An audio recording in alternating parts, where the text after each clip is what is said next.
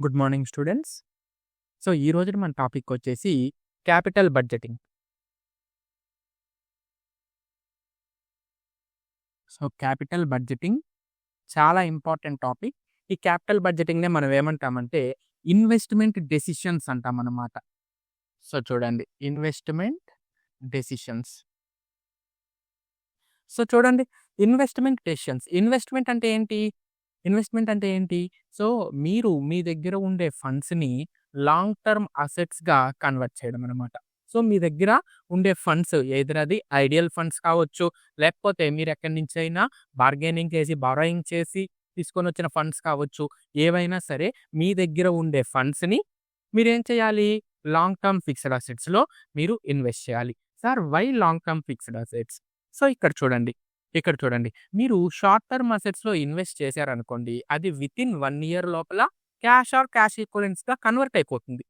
ఓకేనా? అలా within 1 year లోపల క్యాష్ ఆర్ క్యాష్ ఈక్వివలెంట్స్‌గా కన్వర్ట్ అయితే మనం ఏమని చెప్పుకున్నాము? కరెంట్ అసెట్స్ అన్నాం. సో, కరెంట్ అసెట్స్‌లో ఇన్వెస్ట్ చేస్తే అదేమవుతుందంటే మనకి వర్కింగ్ క్యాపిటల్ అవుతుందనమాట. అలా కాకుండా సో, లాంగ్ టర్మ్ అసెట్స్ ఏవైతే ఉంటాయో ఓకేనా? సో, వాటిల్లో ఇన్వెస్ట్ చేయడం అనమాట. ఫర్ ఎగ్జాంపుల్ చూడండి. మీదొక మ్యానుఫ్యాక్చరింగ్ ఫార్మ్ అనుకోండి. సో, మీ మ్యానుఫ్యాక్చరింగ్ ఫార్మ్‌లో లాంగ్ టర్మ్ అసెట్స్ అంటే ఏమేమొస్తాయి? సో, మ్యానుఫ్యాక్చరింగ్ ఫార్మ్‌కి లాంగ్ టర్మ్ అసెట్స్ అంటే ఫర్నిచర్స్ వస్తాయి. అండ్ అదే విధంగా మెషినరీస్ వస్తుంది. లేకపోతే ఒక ఫ్యాక్టరీ సెటప్ వస్తుంది. సో, ఇవన్నీ కూడా మీకు లాంగ్ టర్మ్ అసెట్స్ కిందకొస్తాయి. ఓకేనా? సో, ఈ లాంగ్ టర్మ్ అసెట్స్‌లో మీరు ఏ విధంగా ఇన్వెస్ట్ చేయాలి? ఇక్కడ మనము మ్యానుఫ్యాక్చరింగ్ కన్సర్న్ చెప్పుకున్నాం కదా! సో, ఈ మ్యానుఫ్యాక్చరింగ్‌లో ఒక ఫ్యాక్టరీ అవుట్‌లెట్‌లో మీరు ఇన్వెస్ట్ చేయడము, లేకపోతే మీ ప్రొడక్షన్ కెపాసిటీని పెంచుకోవడము. ఇవన్నీ ఇక్కడ మ్యానుఫ్యాక్చరింగ్ యాక్టివిటీస్‌కొస్తాయి. అలా కాకుండా మీది ట్రేడింగ్ యాక్టివిటీ అనుకోండి. సో, ట్రేడింగ్ యాక్టివిటీకి సంబంధించి ఇన్వెస్ట్‌మెంట్ డెసిషన్ ఏ విధంగా ఉంటుంది?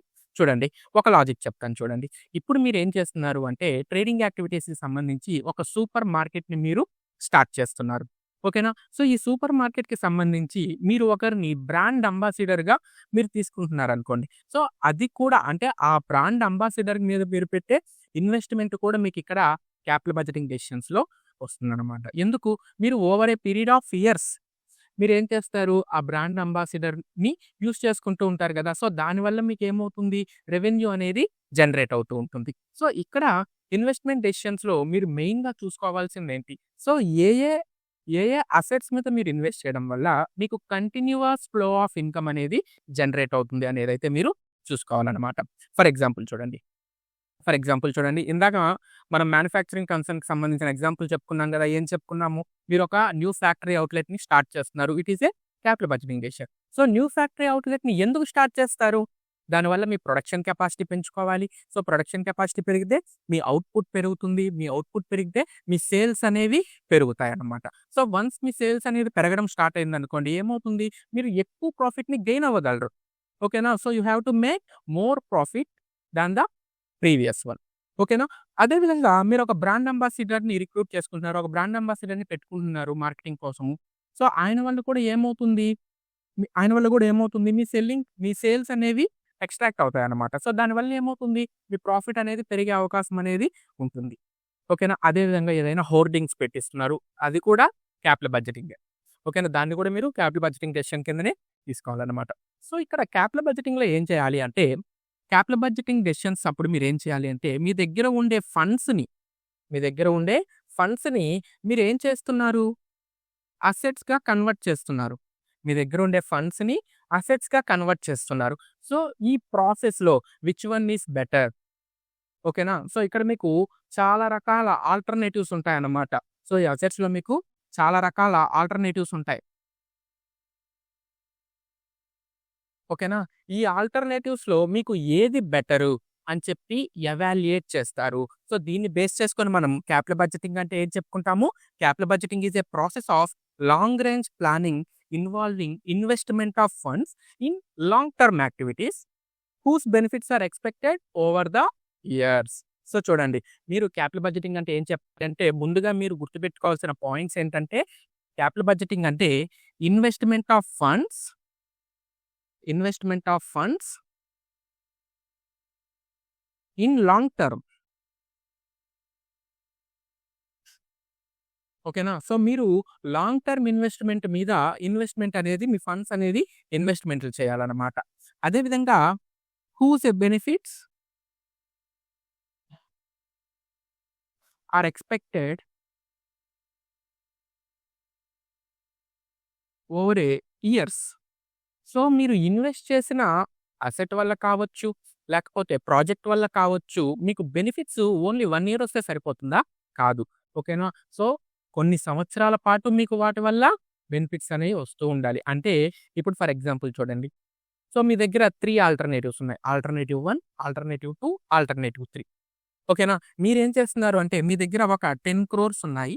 ఈ 10 క్రోర్స్‌ని మీరు ఫస్ట్ ఆల్టర్‌నేటివ్‌లో ఇన్వెస్ట్ చేస్తున్నారనుకోండి. ఈ ఫస్ట్ ఆల్టర్‌నేటివ్ వల్ల మీకు ఫండ్స్ అనేవి త్రూ ఔట్ ద ఇయర్, అంటే ఇయర్ అనే కాదు. త్రూ ఔట్ ద ఇయర్ అంటే ఫస్ట్ ఇయర్ రావాలి. తర్వాత కొన్ని సంవత్సరాల పాటు వస్తూనే ఉండాలనమాట. ఓకేనా? సో, దీన్ని మనం అంటే ఇక్కడ మళ్ళీ మీరు ఆల్టర్‌నేటివ్ 1, ఆల్టర్‌నేటివ్ 2, ఆల్టర్‌నేటివ్ 3 ఉంది కదా! సో, ఇప్పుడు మీరు ఆల్టర్‌నేటివ్ 1లో ఇన్వెస్ట్ చేస్తున్నారు అంటే అర్థం ఏంటంటే ఆల్టర్‌నేటివ్ 2, ఆల్టర్‌నేటివ్ 3 కంటే ఆల్టర్‌నేటివ్ 1 అనేది మీకు ఎక్కువ ప్రాఫిటబుల్‌గా ఉంటుంది. ఓకేనా? సో, రిమైనింగ్ ఆల్టర్‌నేటివ్స్ అంటే ఈ ఆపర్చునిటీ కాస్ట్ ఏదైతే ఉందో, ఓకేనా? సో, ఈ ఆపర్చునిటీ కాస్ట్ కంటే మీరు చూస్ చేసుకున్న ఆల్టర్‌నేటివ్ అనేది ఎక్కువ ప్రాఫిటబుల్‌గా ఉండాలి. ఎక్కువ బెనిఫిట్‌గా ఉండాలి. ఓకేనా? So, you have 3 alternatives. ఓకేనా? So, accept of 1 alternative leads to more profitable as compared to the you remaining 2 alternatives. ఓకేనా? సో, మీరు చూస్ చేసుకున్న ఆల్టర్‌నేటివ్ అనేది ఎక్కువ బెనిఫిషియల్‌గా ఉండాలి మీకు. ఓకేనా? మీరు వదిలేసిన ఆల్టర్‌నేటివ్స్ కంటే కూడా మీరు చూస్ చేసుకున్న ఆల్టర్‌నేటివ్ అనేది ఎక్కువ బెనిఫిట్‌గా ఉండాలన్నమాట. నెక్స్ట్ చూడండి. నెక్స్ట్ చూడండి. ఈ రోజుల్లో ఇన్వెస్ట్‌మెంట్ డెసిషన్స్ అనేవి చాలా ఇంపార్టెంట్ అన్నమాట. ఎందుకు ఇంపార్టెంటు? సో, ఇందాకే చెప్పుకున్నట్టు మనకి నంబర్ ఆఫ్ ఆల్టర్‌నేటివ్స్ ఉన్నాయి. ఓకేనా? సో, ఈ నంబర్ ఆఫ్ ఆల్టర్‌నేటివ్స్‌లో మీరు తెలివిగా ఒక ఆల్టర్‌నేటివ్‌ని పిక్ చేసుకోవాలి. ఓకేనా? సో, తెలివిగా మీరు ఒక ఆల్టర్‌నేటివ్‌ని లేకపోతే ఒక ప్రాజెక్ట్‌ని పిక్ చేసుకోవాలి. ఇలా పిక్ చేసుకోవాలంటే మీకు కొన్ని టెక్నిక్స్ అనేవి తెలిసుండాలన్నమాట. ఓకేనా? సో, మీరు ఎవాల్యుయేషన్ అనేది చేయాలి. ఓకేనా? ఆ ఎవాల్యుయేషన్ చేసే ప్రాసెస్‌నే మనం ఏమంటాము? క్యాపిటల్ బడ్జెటింగ్ అంటాం. So, where we have to invest and get a more profit than the others అనేది మీరు బాగా తెలుసుకొని ఉండాలన్నమాట. ఓకేనా? సార్ ఎక్కడెక్కడ ఈ క్యాపిటల్ బడ్జెటింగ్‌ని మనం యూజ్ చేస్తాము? దాదాపుగా లాంగ్ టర్మ్ ప్లానింగ్ అన్నిట్లో కూడా మనం క్యాపిటల్ బడ్జెటింగ్‌నయితే యూజ్ చేస్తామన్నమాట. ఫర్ ఎగ్జాంపుల్ చూడండి. ఇప్పుడు మీరు ఫ్లోటింగ్ సోలార్ పెట్టుకోవాలనుకుంటున్నారు. అంటే మీది ఒక సోలార్ ప్యానెల్స్‌ని అంటే సోలార్ ఎనర్జీని మీరు తయారు చేస్తూ ఉంటారు. సో, ఇప్పుడు మీరేం చేయాలి అంటే, ఏం చేయాలనుకుంటున్నారంటే, ఫ్లోటింగ్ సోలార్ పెట్టుకోవాలనుకుంటున్నారు. అంటే, మనకి చెరువుల మీద ఖాళీ ప్లేస్ ఉంటుంది గదా! సో, ఆ చెరువుల మీద మీరు సోలార్ ప్యానెల్స్‌ని పెట్టుకొని, సో, సోలార్ ఎనర్జీని మీరు తయారు చేయాలనుకుంటున్నారు. ఓకేనా? సో, ఫస్ట్ ఆఫ్ ఆల్ మీరేం చేయాలి? ఏ చెరువు పడితే ఆ చెరువు దగ్గరికి వెళ్ళిపోయి, మీరు ఆ ప్యానెల్స్‌ని ఫిక్స్ చేసేసి మీరు తీసేసుకుంటారా? కాదు గదా! ఫస్ట్ ఏం జేస్తారు? ఫీజిబిలిటీ రిపోర్ట్ చూసుకుంటారనమాట. అంటే ముందుగా రిసర్చ్ చేస్తారు. సో, అక్కడి నుంచి మీ క్యాపిటల్ బడ్జెటింగ్ అనేది స్టార్ట్ అవుతుంది. ఓకేనా? తర్వాత ఎన్ని ప్యానెల్స్ అవసరమవుతాయి? ఓకేనా? వాటి కాస్ట్ ఎంతవుతుంది? ఇవన్నీ కూడా మీరు ఎవాల్యుయేట్ చేస్తారు గదా! ఇదే క్యాపిటల్ బడ్జెటింగ్ టెక్నిక్. ఓకేనా? లేదు ఇంకొక సింపుల్‌ది చెప్తాను చూడండి. మీరు ఒక కార్ కొనాలనుకుంటున్నారు. సో, మీరు ఒక కార్ కొనాలనుకుంటున్నప్పుడు ఫస్ట్ ఏం చేస్తారు? ఒక బడ్జెట్ అయితే కార్‌కి పెట్టుకుంటారు గదా! ఫర్ ఎగ్జాంపుల్ 10,00,000, 15,00,000 ఆ విధంగా 15,00,000 బడ్జెట్ పెట్టుకోవాలనుకుంటున్నారనుకోండి. సో, తర్వాత స్టెప్ ఏం చేస్తారు? ఆ 15,00,000కి మీకుండే ఆల్టర్‌నేటివ్స్‌ని చెక్ చేసుకుంటారు. సో, ఫర్ ఎగ్జాంపుల్ 5 ఆల్టర్‌నేటివ్స్ వచ్చాయి. ఈ 5 ఆల్టర్‌నేటివ్స్‌లో మళ్ళీ ఏం చేస్తారు? మీకు ఏది సూటబుల్‌గా ఉంటుందనేది చూసుకుంటారు. ఓకేనా? తర్వాత మైలేజ్ చూసుకుంటారు. ఇవన్నీ ఎవాల్యుయేట్ చేసి ఏదైతే బెస్ట్ అనుకుంటారో ఆ కార్‌నే కదా మీరు పర్చేస్ చేసేది. ఓకేనా? సో, ఈ ప్రాసెస్‌నే ఏమంటారు? క్యాపిటల్ బడ్జెటింగ్ అంటారు. ఓకేనా? అందుకని ప్రతి దగ్గర కూడా అంటే లాంగ్ టర్మ్ ఇన్వెస్ట్‌మెంట్ చేసే ప్రతి దగ్గర కూడా క్యాపిటల్ బడ్జెటింగ్ అనేది మనం యూజ్ చేసుకుంటాము. ఈ క్యాపిటల్ బడ్జెటింగ్ అంటే నథింగ్ బట్ టెక్నిక్స్. ఓకేనా? సో, ఇందులో కొన్ని టెక్నిక్స్ అనేవి ఉంటాయి. ఆ టెక్నిక్స్‌ని బేస్ చేసుకొని మనం ఏం చేస్తాము? ప్రాజెక్ట్స్‌ని లేకపోతే ఆల్టర్‌నేటివ్స్‌ని ఎవాల్యుయేట్ చేస్తాం. ఓకేనా? ఈ ఎవాల్యుయేట్ చేసే ప్రాసెస్‌లో కొన్ని టెక్నిక్స్ వచ్చి టైమ్ ఫ్యాక్టర్‌ని కన్సిడర్ చేస్తాయి. కొన్ని టెక్నిక్స్ వచ్చి టైమ్ ఫ్యాక్టర్‌ని కన్సిడర్ చెయ్యవనమాట. ఓకేనా? So, time value of money అనేది ఉంటుంది కదా! సో, కొన్ని టెక్నిక్స్ వచ్చి టైమ్ వాల్యూని కన్సిడర్ చేస్తాయి. కొన్ని టెక్నిక్స్ వచ్చి టైమ్ వాల్యూని కన్సిడర్ చేయవు. ఈ విధంగా టైమ్ వాల్యూని కన్సిడర్ చేసే టెక్నిక్స్‌ని వచ్చి మనం ఏమంటామంటే డిస్కౌంటెడ్ క్యాష్ ఫ్లో టెక్నిక్ అంటాం. అదే విధంగా టైమ్ వాల్యూ కన్సిడర్ చేయనటువంటి టెక్నిక్‌ని మనం ఏమంటాము అంటే ట్రెడిషనల్ అప్రోచ్ అంటాం. లేకపోతే non discounted cash flow techniques అనైతే అంటాం. అండ్ వాటి గురించి మనం ఇన్ డీటెయిల్‌గా తర్వాత క్లాసుల్లో డిస్కస్ చేసుకుందాం. సో, ఫస్ట్ ఆఫ్ ఆల్ ఈ క్యాపిటల్ బడ్జెటింగ్‌కి సంబంధించి ప్రాసెస్ ఎలా ఉంటుందో చూద్దాం.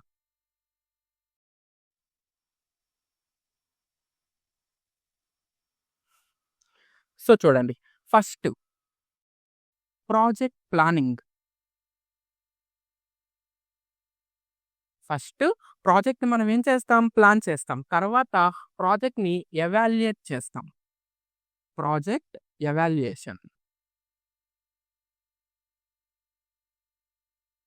ఓకేనా? సో, ప్రాజెక్ట్‌ని ప్లాన్ చేసిన తర్వాత ప్రాజెక్ట్‌ని మనం ఏం చేస్తాము? ఎవాల్యుయేట్ చేస్తాం. తర్వాత ప్రాజెక్ట్‌ని సెలెక్ట్ చేసుకుంటాం. తర్వాత ప్రాజెక్ట్‌ని ఇంటర్ప్రిటేట్ చేస్తాం.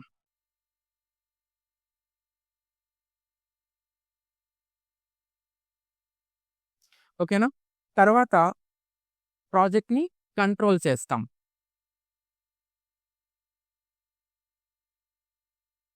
ఓకేనా? సో, ఫైనల్‌గా ఏం చేస్తాము? Project review.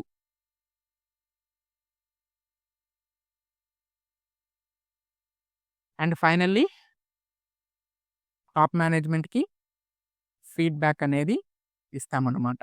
ఓకేనా? సో, ఇవి క్యాపిటల్ బడ్జెటింగ్‌లో ఉండే స్టెప్స్. ముందుగా మనం ప్రాజెక్ట్‌ని ప్లాన్ చేస్తాం. తర్వాత ఆ ప్రాజెక్ట్‌ని ఎవాల్యుయేషన్ చేస్తాం. ప్రాజెక్ట్‌ని సెలెక్ట్ చేసుకుంటాం. ప్రాజెక్ట్‌ని ఇంటర్ప్రిటేషన్ చేస్తాం. ప్రాజెక్ట్‌ని కంట్రోల్ చేస్తాం. ప్రాజెక్ట్‌ని రివ్యూ చేస్తాం. ఫైనల్‌గా ప్లానింగ్ డిపార్ట్‌మెంట్ వాళ్ళకేం చేస్తాం మనము? ఫీడ్‌బ్యాక్ ఇస్తాం. ఫర్ ఎగ్జాంపుల్ సింపుల్‌గా అర్థమైపోయేటట్టు చెప్తాను చూడండి. ఇందాక చెప్పుకున్నట్టే మీరు కార్‌ని పర్చేస్ చేయాలనుకుంటున్నారు. ఒక కార్ కొనాలనుకుంటున్నారు. సో, ఫస్ట్ ఏంటి? కార్ కొనాలనుకోవడం ప్రాజెక్ట్ ప్లానింగ్. అండ్ దానికి తగ్గ డబ్బుల్ని కూడా మీరు రెడీ చేసుకుంటున్నారు. ఓకేనా? ఇది ప్రాజెక్ట్ ప్లానింగ్‌లో వచ్చేస్తుంది. తర్వాత ప్రాజెక్ట్ ఎవాల్యుయేషన్. అంటే మీరు ఆ కార్ కొనాలనుకుంటున్నారు గదా! సో, దానికి సంబంధించి బేసిక్ రిసర్చ్ అయితే చేస్తారు కదా! ఓకేనా? సో, 10,00,000 బడ్జెట్‌లో ఎన్ని ఆల్టర్‌నేటివ్స్ ఉన్నాయి? అంటే మీ ప్రాజెక్ట్ ఏంటి? కార్ కొనడం. మీ ప్రాజెక్ట్ ఏంటి? కార్ కొనడం. ఓకేనా? సో, అది ప్రాజెక్ట్ ప్లానింగ్‌లో వచ్చేస్తుంది. సో, కారు కొనాలి. 10,00,000లో కారు కొనాలి. ఇది ప్రాజెక్ట్ ప్లానింగ్‌లో వచ్చేస్తుంది. ప్రాజెక్ట్ ఎవాల్యుయేషన్‌లో ఏం జరుగుతుంది?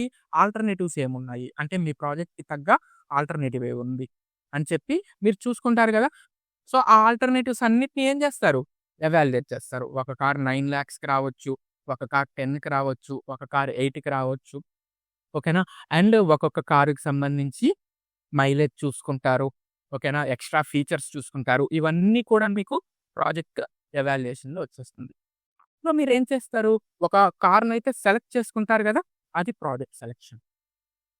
అదేమవుతుంది? Project selection. ఓకేనా? సో, మీరు ఒక కార్‌నైతే సెలెక్ట్ చేసుకున్నారు. తర్వాత ఏం చేస్తారు? ఆ సెలెక్ట్ చేసుకున్న కార్‌ని ఇంటర్ప్రిటేట్ చేస్తారు. ఓకేనా? సో, ఇప్పుడు మీరు ఒక కార్‌ని సెలెక్ట్ చేసుకున్నారు. దాన్ని ఇంటర్ప్రిటేట్ చేస్తున్నారు. దాని మైలేజ్ ఎంత? దాని కలర్ ఏంటి? దాంట్లో వేరియంట్స్ ఏంటి? ఓకేనా? సో, డీజిల్ వేరియంట్ అయితే ఎంత? పెట్రోల్ వేరియంట్ అయితే ఎంత? ఆటోమేటిక్ వేరియంట్ ఎంత? ఓకేనా? సో, వాటిలికి మళ్ళీ డిఫరెన్సెస్ ఎంతున్నాయి? ఓకేనా? ప్రైస్ డిఫరెన్సెస్ అనేవి ఎంతున్నాయి? అంటే ఇక్కడ మల్టిపుల్ ఆఫ్ ప్రాజెక్ట్స్ ఉంటాయి ఎవాల్యుయేషన్ దగ్గర. సెలెక్ట్‌లో ఆ మల్టిపుల్ ప్రాజెక్ట్స్ నుంచి ఒక ప్రాజెక్ట్‌నైతే సెలెక్ట్ చేసేసుకుంటారు. ఇంటర్ప్రిటేషన్‌లో ఏంటి? మీరు సెలెక్ట్ చేసుకున్న ప్రాజెక్ట్‌ని ఇంటర్ప్రిటేట్ చేస్తారు రకరకాలుగా. ఓకేనా? So, project interpretation. తర్వాత ప్రాజెక్ట్ కంట్రోల్. అంటే ఇంటర్ప్రిటేట్ చేసి ప్రాజెక్ట్‌ని మీరు చూజ్ చేసుకుంటారు. అంటే కార్‌ని కొనుక్కునేసారు. తర్వాత ఏం చేస్తారు? కంట్రోల్. తర్వాత ఏం చేస్తారు? కంట్రోల్. ఇక్కడ కంట్రోల్ అంటే మీరెలా తీసుకుంటారంటే కార్‌ని యూజ్ చేసుకోవడం అనుకోండి. ఓకేనా? యూజ్ చేసుకున్న తర్వాత రివ్యూ.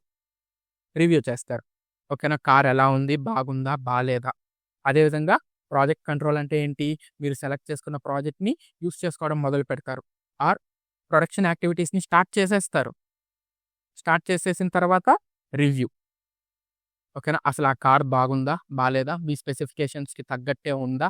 లేకపోతే ఇంకేమన్నా చేంజ్ చేసుకోవాలా? అని చెప్పి మళ్ళీ ఏం చేస్తారు మీరు? ఫీడ్‌బ్యాక్ అనేది ఇస్తారు. అవునా? కాదా? సో, ఇది capital budgeting process.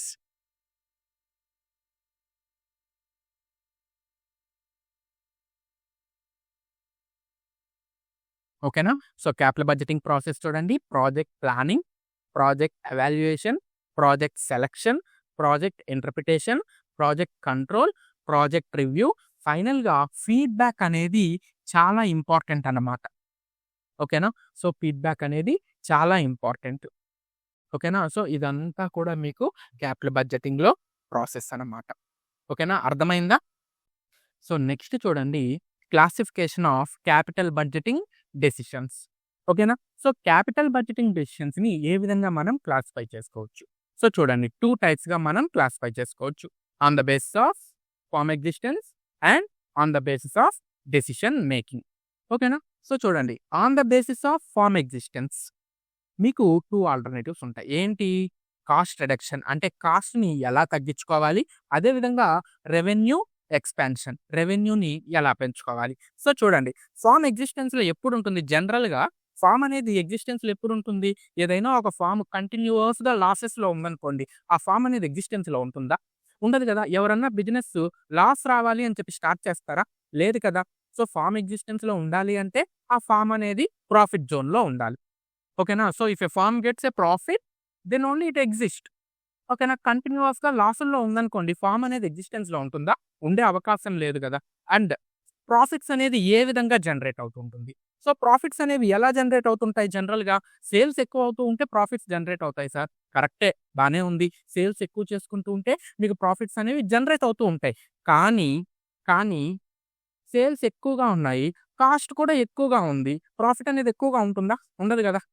Cost of production ఎక్కువగా ఉంది. సేల్స్ కూడా ఎక్కువగా ఉన్నాయి. ప్రాఫిట్ అనేది ఎక్కువగా ఉంటుందా? ఉండదు. సో, ఇక్కడ కాస్ట్ ఆఫ్ ప్రొడక్షన్ తక్కువగా ఉండి, సేల్స్ అనేవి ఎక్కువగా ఉంటే, మీ ప్రాఫిట్ మార్జిన్ అనేది పెరుగుతుంది. ఓకేనా? సో, కాస్ట్ ఆఫ్ ప్రొడక్షన్ తక్కువగా ఉండాలి. సేల్స్ అనేది ఎక్కువగా ఉండాలి. అదే విధంగా రెవెన్యూ ఎక్స్‌పాన్షన్.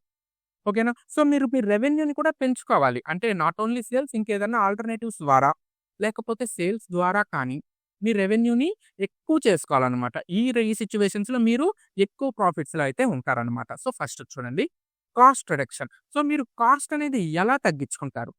ఓకేనా? మీ కాస్ట్ ఆఫ్ ప్రొడక్షన్ ఎక్కువగా ఉంది. మీ కాస్ట్ ఆఫ్ ప్రొడక్షన్ ఎక్కువగా ఉండేటప్పుడు మీరు ప్రాఫిట్స్‌లో ఉంటారా? ఉండరు కదా! So, me cost of production ఎక్కువగా ఉంది.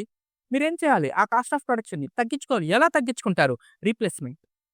అంటే మీరు ఎప్పుడు ఎగ్జిస్టింగ్ మెషినరీ ఏదైతే ఉందో దాన్ని రీప్లేస్ చేస్తే మోడర్న్ మెథడ్స్‌కి, మోడర్న్ టెక్నిక్స్‌కి మీరు గాని అడాప్ట్ అయ్యారనుకోండి, మీ కాస్ట్ అనేది తగ్గుతా ఉండే అవకాశం ఉంటుంది గదా! ఓకేనా? సో, ఇప్పుడు చూడండి మీరు న్యూ టెక్నాలజీని అడాప్ట్ చేసుకున్నారు. ఎప్పుడైనా సరే న్యూ టెక్నాలజీని అడాప్ట్ చేసుకుంటున్నారు అంటే దాని అర్థం ఏంటి? మీ కాస్ట్ ఆఫ్ ప్రొడక్షన్‌ని తగ్గించుకోవాలని. ఓకేనా? సో, మీరు న్యూ టెక్నాలజీని అడాప్ట్ చేసుకోవాలి అంటే మీ ఎగ్జిస్టింగ్ టెక్నాలజీని ఏం జేయాలి? రీప్లేస్ చేయాలి. సో, మీ ఎగ్జిస్టింగ్ టెక్నాలజీని రీప్లేస్ చేస్తున్నారు. ఓకేనా? సో, మీ ఎగ్జిస్టింగ్ కెపాసిటీని రీప్లేస్ చేస్తున్నారు. సో, దానికి ఎటువంటి క్యాపిటల్ బడ్జెటింగ్ టెక్నిక్స్ అనేవి యూజ్ చేయాలి అండ్ ఎవాల్యుయేట్ చేయాలి. అదే విధంగా purchase a new machine. Purchase a new machine. ఇక్కడ చూడండి మీ ఎగ్జిస్టింగ్ కెపాసిటీ అనేది అంటే మీ ఎగ్జిస్టింగ్ ఫ్యాక్టరీ అవుట్‌లెట్ అనేది అక్కడే ఉంటుంది. దానికి ఎక్స్‌ట్రాగా మీరేం చేస్తున్నారు? కొత్త మెషినరీస్ తీసుకొనొస్తున్నారు. ఓకేనా? సో, ఈ 2 ఆల్టర్‌నేటివ్స్ ఉన్నాయి. ఒకటొచ్చి రీప్లేస్‌మెంట్, ఇంకోటొచ్చి purchase a new machinery. Second చూడండి రెవెన్యూ ఎక్స్‌పాన్షన్. ఓకేనా? సో, రెవెన్యూ ఎక్స్‌పాన్షన్‌లో మళ్ళీ మీకు 2 టైప్స్ ఉన్నాయి. అంటే మీ రెవెన్యూని మీరు ఏ విధంగా పెంచుకోవాలి? ఫస్ట్‌దొచ్చి ఎక్స్‌పాన్షన్. మీ బిజినెస్ అవుట్‌లెట్స్‌ని ఆర్ మీ రిటైల్ స్టోర్స్‌ని ఎక్స్‌పాండ్ చేసుకోండి. నంబర్ ఆఫ్ అవుట్‌లెట్స్ పెట్టండి. వేరియస్ విలేజెస్‌లో. ఓకేనా? ఇప్పుడు మీకు ఓన్లీ ఒక డిస్ట్రిక్ట్‌లోనే ఉందనుకోండి మీ అవుట్‌లెట్. మీరు ఒక స్టేట్ మొత్తం పెట్టేసేయండి. లేకపోతే సౌత్ ఇండియా మొత్తం పెట్టేసేయండి. ఓకేనా? ఇదేంటిది? ఎక్స్‌పాన్షన్. అంటే మీ బిజినెస్ యూనిట్‌ని ఎక్స్‌పాండ్ చేసుకోవడం త్రూ వేరియస్ బ్రాంచెస్. ఓకేనా? డైవర్సిఫికేషన్. డైవర్సిఫికేషన్. అంటే ఇప్పుడు మీరు ఇప్పటిదాకా మీరు సింగిల్ ప్రొడక్ట్ మ్యానుఫ్యాక్చరింగ్‌లో ఉన్నారు. లేదంటే మీరు ఓన్లీ మ్యానుఫ్యాక్చరింగ్ సెక్టార్‌లో ఉన్నారు. ఓకేనా? ఇక్కడ నుండి, ఇక నుండి మ్యానుఫ్యాక్చరింగ్‌తో పాటు సర్విస్ సెక్టార్‌ని గూడా తీసుకురండి. ఫర్ ఎగ్జాంపుల్ మీదొక హాస్పిటల్ అనుకోండి. హాస్పిటల్ అనుకోండి. ఎక్స్‌పాన్షన్ అంటే ఏమవుతుంది అంటే డిస్ట్రిక్ట్‌కి ఒక కొత్త హాస్పిటల్ పెట్టేసేయడం ఎక్స్‌పాన్షన్ అవుతుంది. ఓకేనా? డైవర్సిఫికేషన్ అంటే ఏమవుతుంది అంటే ఫర్ ఎగ్జాంపుల్ మీరు హాస్పిటల్‌లో కార్డియాలజిస్ట్ అనుకోండి. ఓకేనా? సో, మీరేం జేస్తున్నారు అంటే మీ హాస్పిటల్‌లో కార్డియాలజిస్ట్‌తో పాటు ఒక డెర్మటాలజిస్ట్‌ని, పల్మనాలజిస్ట్‌ని ఈ విధంగా మీరు రిక్రూట్ చేసుకుంటున్నారు. అంటే రకరకాల ప్రొడక్ట్స్‌ని తీసుకొనొస్తున్నారనుకోండి. రకరకాల సర్వీసెస్‌ని అందిస్తున్నారనుకోండి. అదేమవుతుంది? డైవర్సిఫికేషన్ అవుతుందనమాట. ఓకేనా? ఈ డైవర్సిఫికేషన్‌లో మళ్ళీ 2 టైప్స్ ఉన్నాయి. Unified diversification, ununified diversification. For example చూడండి, మీది హాస్పిటల్ బిజినెస్. ఓకేనా? సో, మీ హాస్పిటల్ బిజినెస్‌లోనే డిఫరెంట్ బ్రాంచెస్‌ని తీసుకొనొస్తున్నారనుకోండి. అది యూనిఫైడ్ బిజినెస్. ఓకేనా? అన్‌యూనిఫైడ్ డైవర్సిఫికేషన్ అంటే మీది హాస్పిటల్ బిజినెస్. మీరేం చేస్తున్నారంటే కన్‌స్ట్రక్షన్‌లోకి కూడా ఎంటర్ అవుతున్నారనుకోండి. అది అన్‌యూనిఫైడ్ డైవర్సిఫికేషన్. ఓకేనా? సో, ఈ విధంగా మీరు ఫార్మ్ ఎగ్జిస్టెన్స్ పాయింట్ ఆఫ్ వ్యూలో క్యాపిటల్ బడ్జెటింగ్ డెసిషన్స్ అనేది తీసుకుంటారనమాట. అంటే ఫస్ట్ మీరేం చేస్తారు? Cost reduction. నెక్స్ట్ ఏం చేస్తారు? Revenue expansion. సో, కాస్ట్‌ని తగ్గించుకున్నా, రెవెన్యూని పెంచుకున్నా ఏమవుతుంది? ప్రాఫిటబిలిటీ అనేది పెరుగుతుంది. ఓకేనా? సో, ప్రాఫిటబిలిటీ పెరిగితే ఫార్మ్ అనేది ఎగ్జిస్టెన్స్‌లో ఉంటుందా? ఉండదా? ఖచ్చితంగా ఫార్మ్ అనేది ఎగ్జిస్టెన్స్‌లో ఉంటుంది. ఎప్పుడు? ప్రాఫిటబిలిటీ పెరిగినప్పుడు. ఓకేనా? సో, కాస్ట్ రిడక్షన్‌లో మీకు 2 ఆల్టర్‌నేటివ్స్ ఉన్నాయి. రీప్లేస్‌మెంట్. ఓకేనా? సో, ఎగ్జిస్టింగ్ ప్రొడక్షన్ యూనిట్‌ని మీరు రీప్లేస్ చేయండి. లేకపోతే న్యూ మెషినరీని కొనుక్కోండి. ఈ రెండిట్లో ఏది బెటర్ అని చెప్పి క్యాపిటల్ బడ్జెటింగ్ డెసిషన్స్‌ని బేస్ చేసుకొని ఎవాల్యుయేట్ చేయండి. అదేవిధంగా రెవెన్యూ ఎక్స్‌పాన్షన్. మీ బిజినెస్ యూనిట్స్ ఎక్స్‌పాండ్ చేయాలా? వద్దా? క్యాపిటల్ బడ్జెటింగ్ డెసిషన్స్‌ని యూజ్ చేసుకోండి. మీరు డైవర్సిఫై అవ్వాలా? వద్దా? క్యాపిటల్ బడ్జెటింగ్ డెసిషన్స్‌ని యూజ్ చేసుకొని ఎవాల్యుయేట్ చేసుకోండి. సో, ఇది first on the basis of firm existence. Next on the basis of decision making. So, which project is best and which project is better అని చెప్పి మీరు ఎవాల్యుయేట్ చేసుకోవడం అనమాట. On the basis of decision making. So, అందులో ఫస్ట్‌ది accept or reject. అంటే ఇక్కడ మీకు ఒక్క ప్రాజెక్ట్ ఉంటుంది. అయితే ఆ ఒక్క ప్రాజెక్ట్‌ని యాక్సెప్ట్ చేయాలి. లేకపోతే ఆ ఒక్క ప్రాజెక్ట్‌ని రిజెక్ట్ చేయాలి. ఓకేనా? డెసిషన్ ఇక్కడ చూడండి. మీరు యాక్సెప్ట్ చేస్తారా? రిజెక్ట్ చేస్తారా? అంతే. మీ దగ్గర ఒక ప్రాజెక్ట్ ఉంది. ఓకేనా? దాన్ని యాక్సెప్ట్ చేస్తారా? లేకపోతే రిజెక్ట్ చేస్తారా? సింపుల్. ఓకేనా? డెసిషన్ అనేది చెప్పేస్తారు. Mutually exclusive. మీ దగ్గర ఆల్టర్‌నేటివ్స్ ఉన్నాయి. మీ దగ్గర ఆల్టర్‌నేటివ్స్ ఉన్నాయి. సో, ఆల్టర్‌నేటివ్ 1 ఇందాక చెప్పుకున్నట్టు, ఆల్టర్‌నేటివ్ 2, ఆల్టర్‌నేటివ్ 3. సో, 3 ఆల్టర్‌నేటివ్స్ ఉన్నాయి. ఓకేనా? So, selecting one alternative leads to exclusion of another alternatives. So, ఇక్కడ ఆపర్చునిటీ కాస్ట్ ఆఫ్ క్యాపిటల్‌ని ఎవాల్యుయేట్ చేస్తారనమాట. ఓకేనా? సో, మీరు ఒక ప్రాజెక్ట్‌ని సెలెక్ట్ చేసుకుంటున్నారు అంటే రిమైనింగ్ ప్రాజెక్ట్స్ మీరు వదిలేస్తుంటారు. ఎక్కడ? మ్యూచువల్లీ ఎక్స్‌క్లూజివ్‌లో. ఓకేనా? So, selecting the or picking up the one project leads to devolution of another projects. ఓకేనా? Next contingent. సో, కాంటింజెంట్ డెసిషన్స్‌లో ఏమవుతుంది అంటే, మీరు ఒక ప్రాజెక్ట్‌ని సెలెక్ట్ చేసుకున్నారంటే, దానికి రిలవెంట్‌గా ఉండే ఇంకొక ప్రాజెక్ట్‌ని కూడా మీరు సెలెక్ట్ చేసుకోవాలనమాట. ఓకేనా? సో, చూడండి. ఆల్టర్‌నేటివ్ 1, ఆల్టర్‌నేటివ్ 2 అనుకోండి. మీరు ఆల్టర్‌నేటివ్ 1ని సెలెక్ట్ చేసుకున్నారనుకోండి. దీనికి రిలవెంట్‌గా ఉండే ఇంకొక 2 ప్రాజెక్ట్స్ అనేవి సెలెక్ట్ చేసుకోవాలి. ఫర్ ఎగ్జాంపుల్ చూడండి. మీరేదన్నా ఒక రూరల్ ఏరియాలో ఒక ఫ్యాక్టరీని కన్‌స్ట్రక్ట్ చేద్దాం అనుకుంటున్నారు. సో, ఇక్కడ ఏమవుతుంది? ఓన్లీ అక్కడ ఫ్యాక్టరీని కన్‌స్ట్రక్ట్ చేస్తే మీ పని అయిపోతుందా? కాదు కదా! ఓకేనా? ఆ ఏరియాలో మీరు ఏం చేయాలి? ఇన్‌ఫ్రాస్ట్రక్చర్‌ని కూడా డెవలప్ చేయాల్సొస్తుంది. ట్రాన్స్‌పోర్ట్ ఫెసిలిటీకి అండ్ అండ్ లేబర్ అనేవాళ్ళు మైగ్రేట్ అవుతారు కదా! సో, అక్కడ వాళ్ళకి బేసిక్ నీడ్స్ అనేవి ప్రొవైడ్ చేయాలి కదా! సో, అదొక ప్రాజెక్ట్. ఓకేనా? సో, సింపుల్‌గా చూడండి. కాంటింజెంట్ ప్రాజెక్ట్ అంటే జాయింట్ ప్రాజెక్ట్స్ అనమాట. మీరు ఒక ప్రాజెక్ట్‌ని గాని చూస్ చేసుకున్నారనుకోండి. దానికి రిలేటెడ్‌గా ఉండే రిమైనింగ్ ప్రాజెక్ట్స్ కూడా మీరు చూస్ చేసుకోవాల్సొస్తుంది. ఓకేనా? సో, ఈ విధంగా మీరు ఇక్కడిక్కడంతా కూడా మీరేం చేస్తుంటారు? క్యాపిటల్ బడ్జెటింగ్ డెసిషన్స్‌ని యూజ్ చేసుకుంటుంటారు. ఓకేనా? సో, ఈ క్యాపిటల్ బడ్జెటింగ్ డెసిషన్స్‌ని యూజ్ చేసుకోవడం వల్ల ఏమవుతుంది? మీ ఫండ్స్ అనేవి సేఫా? కాదా? ఆర్ సేఫ్ ఇన్వెస్ట్‌మెంట్ చేస్తున్నారా? లేదా? అని చెప్పి మీకైతే తెలుస్తుందనమాట. ఓకేనా? అర్థమైందా? సో, చూడండి, క్యాపిటల్ బడ్జెటింగ్ టెక్నిక్స్‌ని మీరు ఫాలో అవ్వాలి అంటే ఫస్ట్ ఆఫ్ ఆల్ మీకు ఆ ప్రాజెక్ట్ అనేది ప్రాఫిటబుల్లా? కాదా? అని చెప్పైతే మీరు తెలుసుకోవాలనమాట. ఇక్కడ పాయింట్ ఏంటి అంటే ప్రాజెక్ట్ అనేది ప్రాఫిటబుల్‌గా ఎప్పుడు కన్సిడర్ చేస్తాం? ఎలా కన్సిడర్ చేస్తాం? సో, మీకొక రూల్ ఉంది గదా! అక్రూవల్ కాన్సెప్ట్ ఉంది గదా! దాని ప్రకారం ఏంటి? మీరు ఫ్యూచర్ ప్రాఫిట్స్‌ని ఎస్టిమేట్ అయితే చేయకూడదు. ఓకేనా? మీరు ఫ్యూచర్ ప్రాఫిట్స్‌నైతే ఎస్టిమేట్ చేయకూడదు. మరి మీరు ఒక ప్రాజెక్ట్‌లో ఇన్వెస్ట్ చేస్తున్నారంటే మీకు ప్రాఫిట్ వస్తుందని మీరు యాక్యురేట్‌గా చెప్పగలరా? చెప్పలేరు గదా! సో, అలాంటప్పుడు మీరేం చేయాలి? మీరు ఫ్యూచర్ ప్రాఫిట్స్‌ని ఎస్టిమేట్ చేయకూడదు. కానీ క్యాష్ ఫ్లోని ఎస్టిమేట్ చేయొచ్చు గదా! ఓకేనా? సో, ఈ క్యాష్ ఫ్లోని ఎస్టిమేట్ చేసేటప్పుడు అంటే క్యాపిటల్ బడ్జెటింగ్‌లో మీరు బెనిఫిట్స్‌ని కానివ్వండి, లేకపోతే ఎక్స్‌పెన్సెస్‌ని కానివ్వండి త్రూ క్యాష్‌తో మెజర్ చేస్తారు. ఓకేనా? సో, మీరు క్యాష్ ఫ్లోని అనాలిసిస్ చేసేటప్పుడు కొన్ని పాయింట్స్ అయితే మీరు గుర్తుపెట్టుకొని ఉండాలనమాట. సో, ఇది చాలా ఇంపార్టెంట్ టాపిక్ అనమాట క్యాపిటల్ బడ్జెటింగ్‌లో. సో, చాలా important topic and number of బిట్స్‌ని కూడా మీరు ఎప్పుడు ఫ్రీక్వెంట్‌గా చూస్తూ ఉంటారనమాట ఈ టాపిక్ మీద. సో, చూడండి మీరు క్యాపిటల్ బడ్జెటింగ్ చేసేటప్పుడు క్యాష్ ఫ్లో అనాలిసిస్ అయితే కంపల్సరీగా చేయాలి. సో, ఈ క్యాష్ ఫ్లో అనాలిసిస్ చేసేటప్పుడు అంటే మీరు క్యాపిటల్ బడ్జెటింగ్ టెక్నిక్స్‌ని యూజ్ చేసేటప్పుడు ఈ క్యాష్ ఫ్లో అనాలిసిస్ చేయాలన్నాను గదా! ఈ క్యాష్ ఫ్లో అనాలిసిస్ చేసేటప్పుడు ఏమేం పాయింట్స్ గుర్తుపెట్టుకొనుండాలో ఒక్కసారి చూడండి. ఓకేనా? సో, ఫస్ట్‌ది cash flows are superior as compared to accounting profits. So, మీకు అకౌంటింగ్ ప్రాఫిట్స్ కంటే కూడా క్యాష్ ఫ్లోస్ అనేవి ఎక్కువగా ఉంటాయన్నమాట. ఎలా ఎక్కువగా ఉంటాయి? సో, చూడండి మీరు అకౌంటింగ్ ప్రాఫిట్స్‌ని కన్సిడర్ చేసేటప్పుడు ఏం చేస్తారు? Only it is in revenue నేచర్‌ని తీసుకుంటారు. అదే విధంగా నాన్ క్యాష్ ఎక్స్‌పెండిచర్స్‌ని తీసుకుంటారన్నమాట. సో, చూడండి ఓన్లీ రెవెన్యూ నేచర్ అంటే ఏ ఇయర్‌కి సంబంధించిన మ్యాటర్స్‌ని, ట్రాన్సాక్షన్స్‌ని ఆ ఇయర్‌లోనే తీసుకుంటారనమాట. ఫర్ ఎగ్జాంపుల్ ఇప్పుడు మనం 2024కి సంబంధించి అకౌంట్స్ చేస్తున్నామనుకోండి. ఏదన్నా మనకి ఔట్‌స్టాండింగ్ ఉంటే 2023కి సంబంధించిన ఇన్‌కమ్ ఏమన్నా మనం ఇప్పుడు రిసీవ్ చేసుకున్నామనుకోండి. దాన్నేం చేస్తాం అకౌంటింగ్ ప్రాఫిట్స్‌లో ఇగ్నోర్ చేసేస్తాం. ఓకేనా? అలా కాకుండా క్యాష్ ఫ్లోస్‌లో అయితే దాన్ని మీరు కన్సిడర్ చేయాలి. అదే విధంగా డిప్రిషియేషన్ అనుకోండి. డిప్రిషియేషన్ అనుకోండి. దాన్ని మీరు అకౌంటింగ్ ప్రాఫిట్స్‌లో అంటే అకౌంటింగ్‌లో ఇన్వాల్వ్ చేస్తారు. క్యాష్ ఫ్లోలో ఇన్వాల్వ్ చేయరు. ఫర్ ఎగ్జాంపుల్ చూడండి, మీరు ఒక 1,00,000 పెట్టి ఒక మెషిన్ కొంటున్నారు. ఓకేనా? ఏ ఇయర్‌లో కొంటున్నారు? 2020లో కొన్నారు. 2020లో రూ. 1,00,000 పెట్టి ఒక మెషినరీనైతే పర్చేస్ చేశారు. ఓకేనా? సో, ఇప్పుడు చూడండి మీకు ఇక్కడ ఏం జరుగుతుందంటే 2020లో క్యాష్ ఔట్‌ఫ్లో ఎంతుంటుంది మీకు? 1,00,000 ఉంటుంది. క్యాష్ ఔట్‌ఫ్లో ఎంతుంటుంది? 1,00,000 ఉంటుంది. కానీ మీరు బుక్స్‌లో ఎలా రికార్డ్ చేస్తారు? బుక్స్ ఆఫ్ అకౌంట్స్‌లో ఎలా రికార్డ్ చేస్తారు? ఓన్లీ ఈ 1,00,000కి సంబంధించిన డిప్రిషియేషన్‌ని మాత్రమే రికార్డ్ చేస్తారు. 1,00,000కి సంబంధించిన డిప్రిషియేషన్‌ని మాత్రమే రికార్డ్ చేస్తారు. ఓకేనా? సో, చూడండి ఫర్ ఎగ్జాంపుల్ 20% అనుకోండి. 20,000ని రికార్డ్ చేస్తారు. ఓకేనా? దీని అర్థం ఏంటి?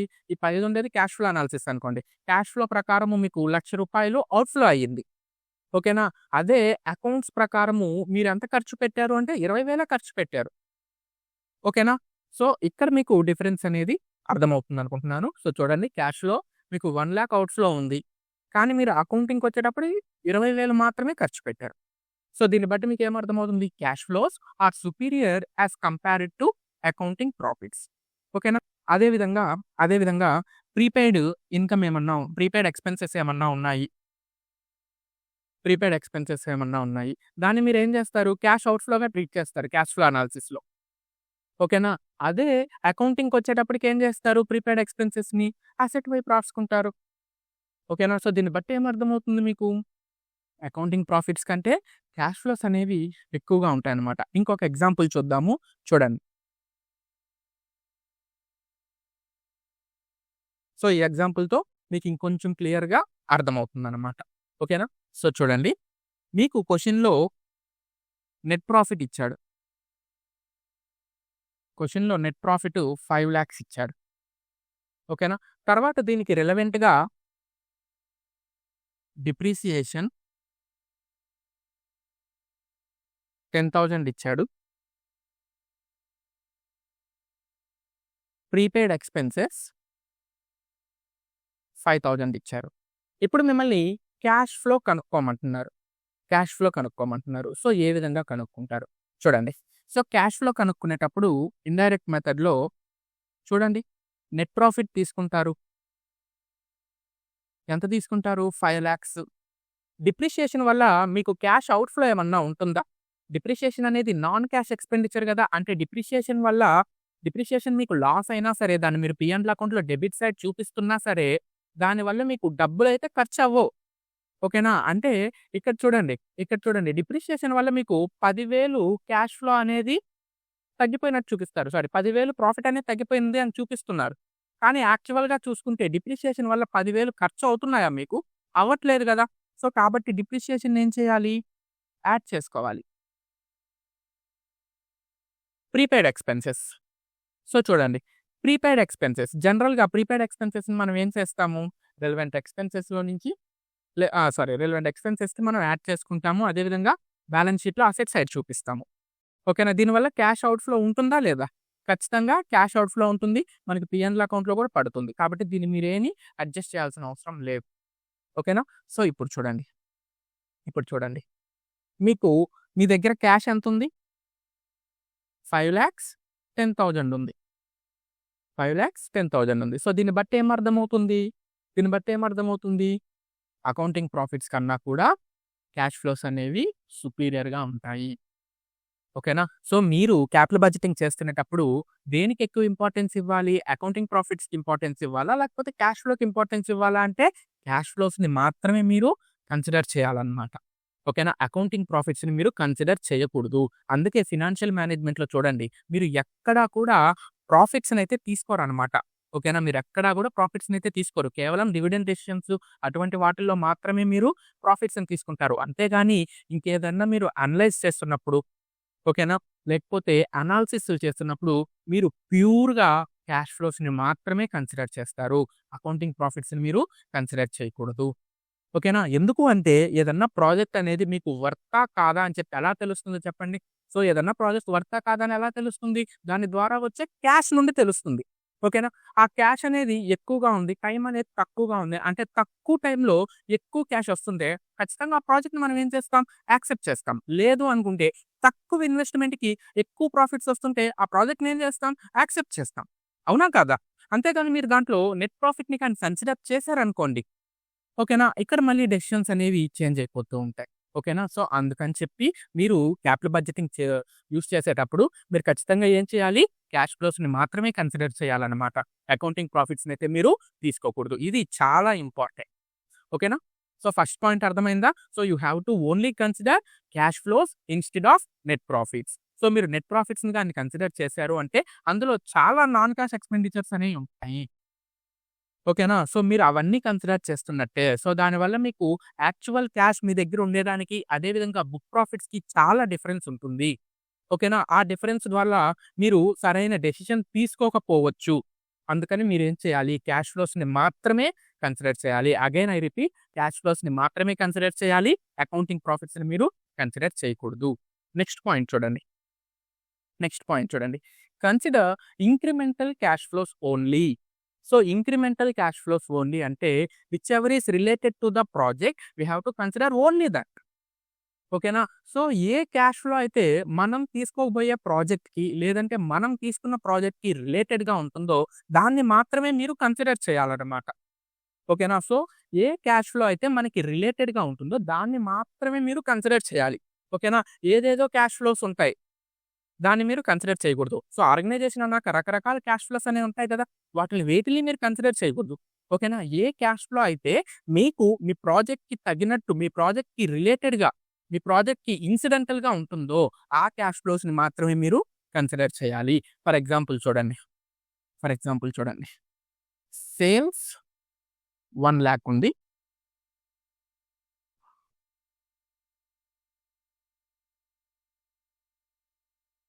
కాస్ట్ ఆఫ్ ప్రొడక్షన్ 20,000 ఉంది. లేకపోతే కాస్ట్ ఆఫ్ రా మెటీరియల్స్ తీసుకుందాం. కాస్ట్ ఆఫ్ రా మెటీరియల్స్ 20,000 ఉంది. వేజెస్ ఆర్ సాలరీస్ 30,000 ఉంది. మీ ప్రాఫిట్ ఎంత? 50,000. సో, ఇక్కడ చూడండి. సో, ఇక్కడ ఇంక్రిమెంటల్ క్యాష్ ఫ్లోస్ ఏవి? ఇంక్రిమెంటల్ క్యాష్ ఫ్లోస్ అన్నా అనొచ్చు. ఇన్సిడెంటల్ క్యాష్ ఫ్లోస్ అనన్నా అనొచ్చు.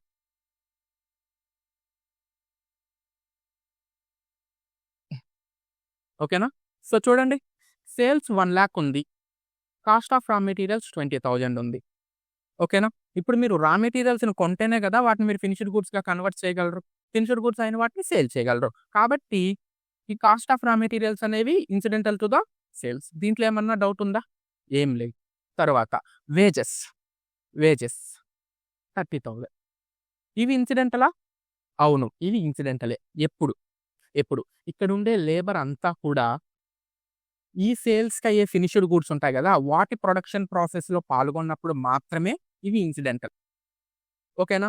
అలా కాకుండా, ఈ వేజెస్ ఆర్ సాలరీస్‌లో ఒక 10,000 వాళ్ళు, ఒక 10,000 రూపీస్‌కి వేజెస్ అనేవి రిలేటెడ్ టు అనదర్ డిపార్ట్మెంట్ అన్నారనుకోండి. రిలేటెడ్ టు అనదర్ డిపార్ట్మెంట్ అన్నారనుకోండి. ఈ 10,000 అనేది ఇంక్రిమెంటల్ కాదు. ఓకేనా?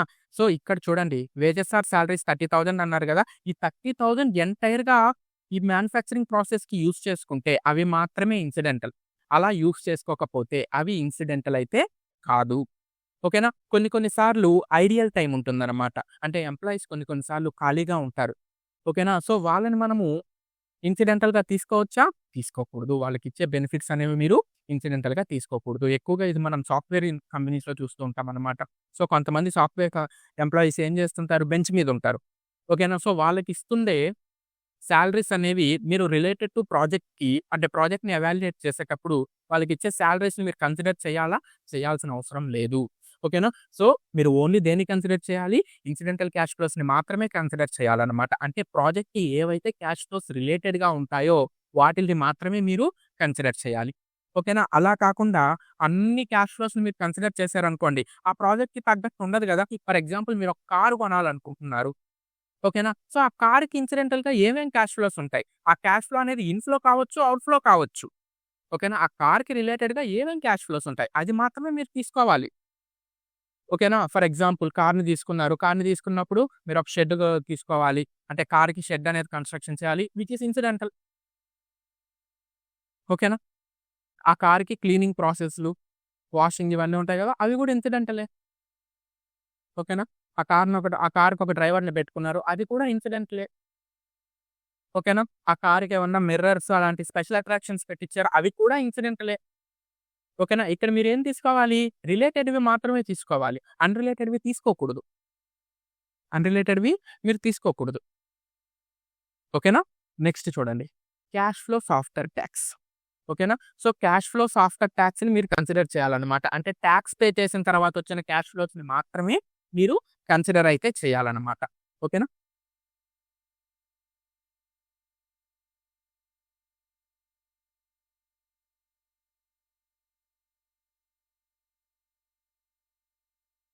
సో, చూడండి.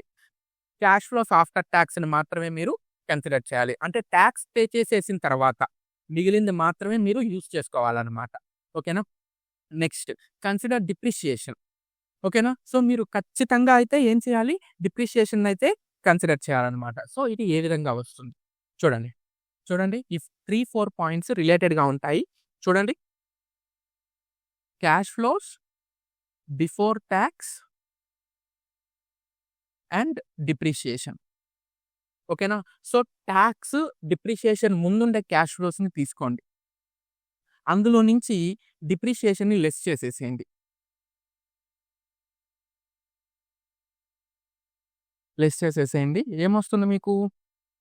Cash flows before tax, after depreciation ఒస్తుంది. Cash flows before tax, after depreciation ఒస్తుంది. దీని మీద మాత్రమే మీరేం చేయాలంటే టాక్స్‌ని కాలిక్యులేట్ చేయాలన్నమాట. ఓకేనా? Less tax at agreed percentage. ఓకేనా?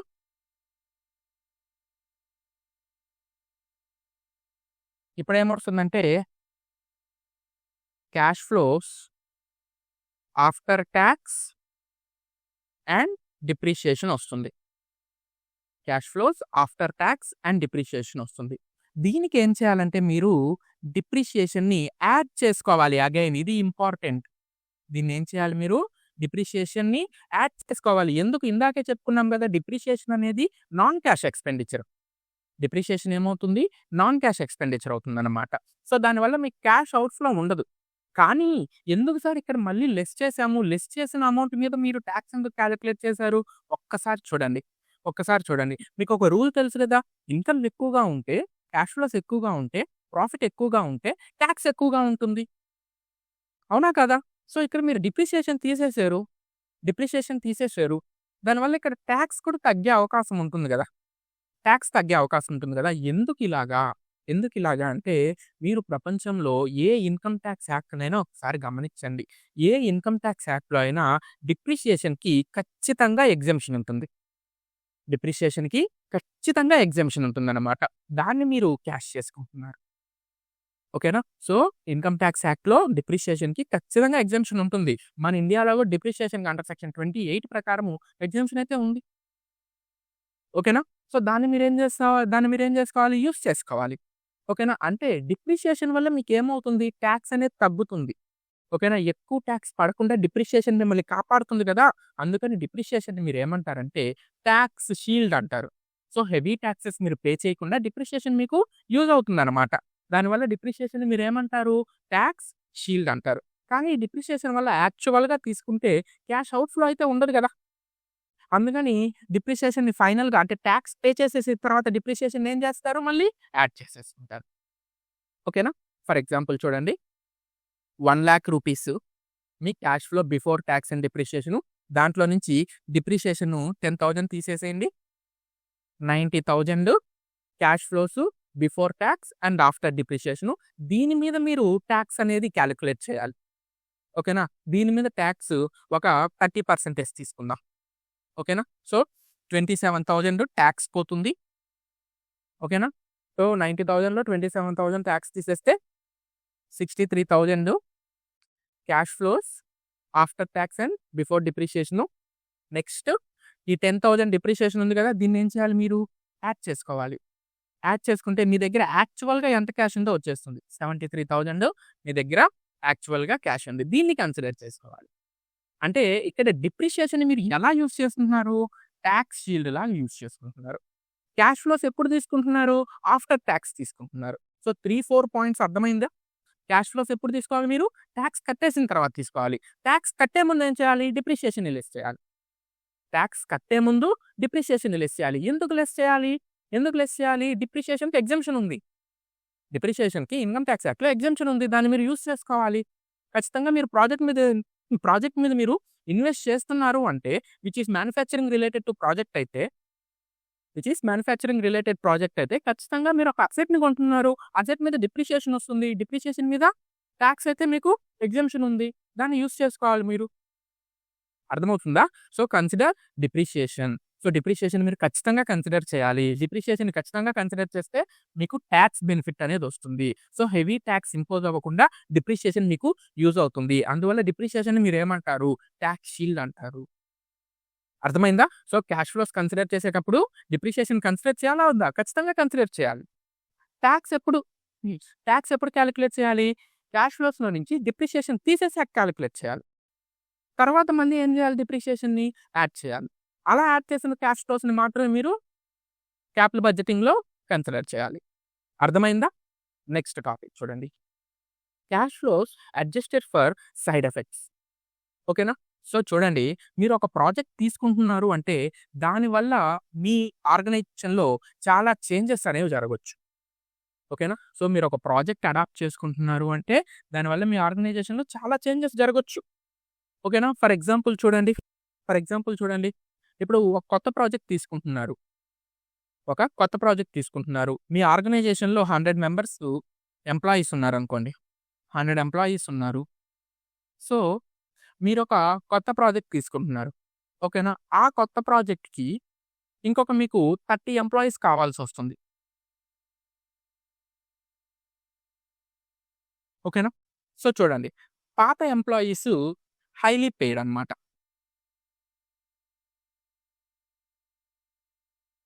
పాత వాళ్ళు హైలీ పేయబుల్. మీరు కొత్త వాళ్ళని కొత్త ప్రాజెక్ట్ కోసం తీసుకుంటున్నారు గదా! వీళ్ళకి అంత పే చేయాల్సిన అవసరం లేదు. But efficient. సో, ఈ సిట్యుయేషన్‌లో జనరల్‌గా మేనేజ్మెంట్ ఏం చేస్తుంది? పాత వాళ్ళని కొంతమందిని తీసేయాలని అనుకుంటుంది గదా! అంటే కొత్త ప్రాజెక్ట్ వల్ల కొన్ని చేంజెస్ అయితే జరుగుతున్నాయి గదా! క్యాష్ ఫ్లోస్ అయితే అడ్జస్ట్ అవుతున్నాయా లేదా? ఖచ్చితంగా క్యాష్ ఫ్లోస్ అనేవి అడ్జస్ట్ అవుతూ ఉన్నాయి. ఓకేనా? సో, ఈ టైంలో మీకు పాజిటివ్‌గా ఎఫెక్ట్ గానుంటే క్యాష్ ఫ్లో అడ్జస్ట్‌మెంట్ అనేది పాజిటివ్‌గా ఉంటే దాన్ని మీరు అది ఇంక్రిమెంటల్ టు ద ప్రాజెక్ట్ కదా! దాన్నేం జేయాలి? క్యాష్ ఫ్లోగా ట్రీట్ చేయండి. ఒకవేళ క్యాష్ ఫ్లో అనేది నెగెటివ్ అయిందనుకోండి, దాన్ని అవుట్ ఫ్లోగా ట్రీట్ చేయండి. అంటే ఈ 30 మంది ఎంప్లాయీస్ సరిపోవట్లేదు. వీళ్ళకి టాలెంట్ తక్కువగా ఉంది. సో, అలాంటప్పుడు ఏం జేస్తారు? పాత ఎంప్లాయీస్‌ని యూజ్ చేసుకుంటారు గదా! అలా పాత ఎంప్లాయీస్‌ని కొత్త ప్రాజెక్ట్ కోసం యూజ్ చేసుకుంటే వీళ్ళకి ఇంకొంచెం ఎక్స్‌ట్రా పే చేయాలి గదా! పాత వాళ్ళకి. అవునా కాదా? అప్పుడేమవుతుంది ఇంపాక్ట్? నెగెటివ్‌గా కనిపిస్తుంది. సో, నెగెటివ్‌గా కనిపించేటప్పుడు మీరేం చేయాలి? అవుట్‌ఫ్లోగా తీసుకోండి. ఓకేనా? అంటే, అంటే మీరు తీసుకున్న ప్రాజెక్ట్ వల్ల క్యాష్ ఫ్లోస్ అనేవి పాజిటివ్‌గా ఇంపాక్ట్ అయ్యిందనుకోండి. దాన్ని ఇన్‌ఫ్లోగా తీసుకోండి. క్యాష్ ఫ్లోస్ అనేవి నెగెటివ్‌గా ఇంపాక్ట్ అయ్యాయనుకోండి. దాన్ని అవుట్‌ఫ్లోగా తీసుకోండి. ఓకేనా? ఫర్ ఎగ్జాంపుల్ చూడండి. ఫర్ ఎగ్జాంపుల్ చూడండి. ఇప్పుడు మీకు మీది ఏదన్నా ఒక ప్రింటింగ్ ప్రెస్ అనుకోండి. ఓకేనా? సో, మీ దగ్గర ప్రింటింగ్‌కి ఒక మెషిన్ ఉంది. స్కానింగ్‌కి ఒక మెషిన్ ఉంది. 2 మెషిన్స్ ఉన్నాయి. ఓకేనా? సో, ఒక పేపర్‌ని ప్రింట్ చేయాలంటే రూ. 2 పడుతుంది. ఒక పేపర్‌ని స్కాన్ చేయాలంటే రూ. 1 పడుతుంది. ఓకేనా? సో, ఇప్పుడు మీరేం చేస్తున్నారంటే, ఇప్పుడు మీ దగ్గరకి ఒక పెద్ద ప్రాజెక్ట్ వచ్చింది. దాని కోసం మీరు కొత్త మెషిన్ కొంటున్నారు. ఓకేనా? అంటే అదే ఆటోమేటిక్‌గా పేపర్‌ని తీసేసుకొని స్కాన్ చేసుకుంటుంది, ప్రింట్ ఇచ్చుకుంటుంది. ఓకేనా? సో, దీనివల్ల ఏమవుతుంది? అంటే కొత్త మెషిన్ తీసేసుకున్నారు గదా! అప్పుడు పాత మెషిన్స్‌ని ఏం చేస్తారు మీరు? సేల్ చేసేస్తారు గదా! అవసరం లేదు గదా! అవసరం లేదు గదా! మీరు ఒక కొత్తది కొంటున్నారంటే అది ఓన్లీ ఆ ఒక్క పని కోసమే యూజ్ చేస్తారా? కాదు గదా! అన్నిటి కోసం యూజ్ చేస్తారు. సో, పాతయి సేల్ చేసేస్తారు. డబ్బులొస్తున్నాయి గదా! అలా డబ్బులొస్తున్నాయి కాబట్టి అవి ఇంక్రిమెంటల్ టు ద ప్రాజెక్ట్‌గా ట్రీట్ చేసి మీకు పాజిటివ్‌గా ఇంపాక్ట్ అయితే క్యాష్ ఇన్‌ఫ్లోస్‌గా తీసుకోండి. నెగెటివ్‌గా ఇంపాక్ట్ అయితే క్యాష్ అవుట్‌ఫ్లోస్‌గా తీసుకోండి. అర్థమైందా? Next working capital adjustment. So, ఏదైనా టెర్మినల్ క్యాష్ ఫ్లోస్ గాని మీకొస్తూ ఉంటే, ఓకేనా? ఏదన్నా వర్కింగ్ క్యాపిటల్ చేంజెస్ గాని జరుగుతూ ఉంటే, దాన్ని ఫస్ట్ ఇయర్‌లో అవుట్‌ఫ్లోగా తీసుకోండి. ఆ ప్రాజెక్ట్ లాస్ట్ ఇయర్‌లో ఇన్‌ఫ్లోగా తీసుకోండి. ఓకేనా? సో, ఇనీషియల్‌గా వర్కింగ్ క్యాపిటల్‌ని అవుట్‌ఫ్లోగా తీసుకోండి. ఓకేనా? టెర్మినల్ ఇయర్‌లో లాస్ట్ ఇయర్‌లో ఇన్‌ఫ్లోగా తీసుకోండి. ఓకేనా? సో, మీరు క్యాపిటల్ బడ్జెటింగ్ ప్రాబ్లమ్స్ చేసేటప్పుడు, క్యాపిటల్ బడ్జెటింగ్ నుంచి బిట్స్ చేయాలన్నా ఈ పాయింట్స్ అన్నీ కూడా మీరు గుర్తుపెట్టుకోవాలనమాట. సో, ఫస్ట్ చూడండి క్యాపిటల్ బడ్జెటింగ్ డెసిషన్స్ తీసుకునేటప్పుడు మీరు అకౌంటింగ్ ప్రాఫిట్స్‌ని కన్సిడర్ చేస్తారా? లేకుంటే క్యాష్ ఫ్లోస్‌ని కన్సిడర్ చేస్తారా? క్యాష్ ఫ్లోస్‌ని మాత్రమే కన్సిడర్ చేయాలి. ఆ క్యాష్ ఫ్లోస్ కూడా ఇంక్రిమెంటల్ టు ద ప్రాజెక్ట్ అయ్యుండాలి. అంటే ప్రాజెక్ట్‌కి రిలేటెడ్‌గా ఉండాలి. అదే విధంగా క్యాష్ ఫ్లోస్‌ని కన్సిడర్ చేసేటప్పుడు డిప్రిషియేషన్‌ని ఖచ్చితంగా తీసుకోవాలి. ఎందుకని? డిప్రిషియేషన్ వల్ల మీకు టాక్స్ అనేది సేవ్ అవుతుంది. ఓకేనా? అండ్ ఆ క్యాష్ ఫ్లోస్ అనేది మీరు ఆఫ్టర్ టాక్స్ తీసుకోవాలి. ఓకేనా? So, cash flows after tax and before depreciation. Cash flows after tax and before depreciation. And and ఈ క్యాష్ ఫ్లోస్ అనేవి సబ్జెక్ట్ టు సైడ్ ఎఫెక్ట్స్ అనమాట. అంటే మీరేదన్నా ఒక ప్రాజెక్ట్ తీసుకోవడం వల్ల మీకు ఆర్గనైజేషన్‌లో రిమైనింగ్‌ది పాజిటివ్‌గా ఇంపాక్ట్ అయిందనుకోండి. మీరు క్యాష్ ఫ్లోస్ ఇన్‌ఫ్లోస్‌గా తీసుకోవాలి. ఒకవేళ నెగెటివ్ ఇంపాక్ట్ వచ్చిందనుకోండి క్యాష్ ఫ్లోని అవుట్‌ఫ్లోగా తీసుకోవాలి. అదే విధంగా వర్కింగ్ క్యాపిటల్ అడ్జస్ట్‌మెంట్ కూడా చూసుకోవాలనమాట. ఈ వర్కింగ్ క్యాపిటల్ అడ్జస్ట్‌మెంట్ ఇనీషియల్‌గా అవుట్‌ఫ్లో అనుకోవాలి. టెర్మినల్ ఇయర్‌లో అంటే ప్రాజెక్ట్ లాస్ట్ ఇయర్‌లో మీరు ఇన్‌ఫ్లోగా తీసుకోవాలనమాట. ఈ వర్కింగ్ క్యాపిటల్ అడ్జస్ట్‌మెంట్ అంటే ఏం లేదు. రెసిడ్యువల్ వాల్యూ అంటాం గదా! రెసిడ్యువల్ వాల్యూ లేకపోతే సాల్వేజ్ వాల్యూ అంటాం గదా! ఇదే అన్నమాట. ఓకేనా? లైక్ డిప్రిషియేషన్ కాలిక్యులేట్ చేసేటప్పుడు సాల్వేజ్ వాల్యూని మనం తీసేస్తాం గదా! సో, ఇయర్ 1లో తీసేసేయండి. ఇయర్ 1లో తీసేసేయండి. లాస్ట్ ఇయర్‌లో ఇన్‌ఫ్లోగా ట్రీట్ చేయండి. ఫర్ ఎగ్జాంపుల్ 2020లో ఒక మెషిను 10,00,000 పెట్టి కొంటున్నారు. ఓకేనా? దాని రెసిడ్యువల్ వాల్యూ 1,00,000 దీని అర్థం ఏంటి? కొన్ని సంవత్సరాల తర్వాత ఈ మెషిన్‌ని గాని అమ్మేస్తే మీకు రూ. 1,00,000 డబ్బులొస్తాయని అర్థం. అవునా కదా? కొన్ని సంవత్సరాల తర్వాత ఈ మెషిన్‌ని అమ్మేస్తే మీకు రూ. 1,00,000 డబ్బులొస్తాయని అర్థం. దాన్ని ఫస్ట్ ఇయర్ మీరు డిప్రిషియేషన్ కాలిక్యులేట్ చేసేటప్పుడు ఏం చేస్తారు? రెసిడ్యువల్ వాల్యూని లెస్ చేస్తారు. ఓకేనా? 10 సంవత్సరాల తర్వాత అమ్మేస్తామని చెప్పాం గదా! అప్పుడు మీకు డబ్బులెంతొస్తాయి? రూ. 1,00,000 అంటే ఇనీషియల్‌గా మీరు రెసిడ్యువల్‌ని లెస్ చేసేసేయండి. ఓకేనా? లాస్ట్ ఇయర్‌లో ఏమవుతుందది? మీకు ఇన్‌ఫ్లోగా వచ్చేస్తుంది. ఓకేనా? సో, ఈ పాయింట్స్ అన్నీ మీరు గుర్తుపెట్టుకోవాలనమాట. క్యాపిటల్ బడ్జెటింగ్ చేసేటప్పుడు. చాలా ఇంపార్టెంట్. ఓకేనా?